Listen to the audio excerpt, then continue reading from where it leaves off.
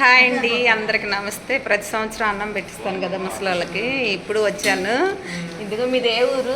మాది ఎల్దుర్తి కాడ మండాది. ఎల్దుర్తి దగ్గర మండాదంట, అంటే గుళ్ళపాడు దగ్గర, అంటే మా ఊరు దగ్గరలోనే. నీ పిల్లలు ఉన్నారా? లేరు, తమ్ముడేంటి నడవ చచ్చిపోయిండు. డ్యూటీ చేరినాక లేరు.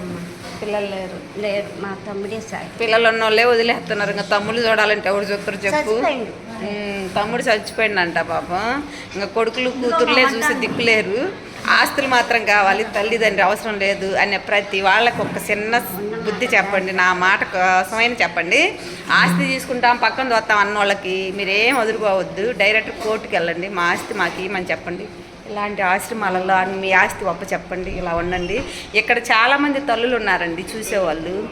మీకు పుట్టిన వాళ్ళు తల్లిదండ్రి ఎప్పుడు గారు ఇలాంటి తల్లులు తప్పకుండా చూస్తారు.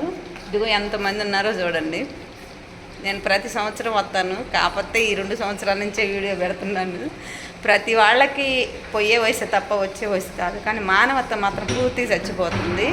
ఆస్తులు అయితే కావాలి, పంచుకొని తినాలి. తల్లిదండ్రి అయితే అస్సలు వద్దు, కూతుర్లకు వద్దు, కొడుకులకు వద్దు, ఎవరికి ఇవ్వద్దు. మీరు ఎవరైతే చూస్తారో వాళ్ళకే ఒప్ప చెప్పండి. ఎవ్వరు చూడలేదనుకో అనాథ ఆశ్రమాలు చాలా ఉన్నాయి కదండి, వాళ్ళకి తీసుకొచ్చి ఇవ్వండి. మిమ్మల్ని చక్కగా చూసుకుంటారు. వాళ్ళే కూతుర్లు, వాళ్ళే కొడుకులు, వాళ్ళే మీకు తల్లులు. అవునంటారా? మేమైతే వచ్చాము. అన్నం టైం అయింది. ఉంటానండి, బాయ్.